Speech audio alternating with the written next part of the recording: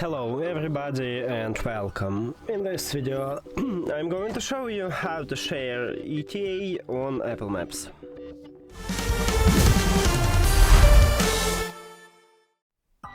You have to start by open Apple Maps application, and now we need to select destination, so let's say this one. Let's move to it and click at the go. And right now we can do this. So firstly we have right here the button to share ETA, or you can increase this window and click at the share ETA right here. After that select contact to share, let's say this one, and we just did it. So now let's move to check if we have it, and right here we have it. So that's it.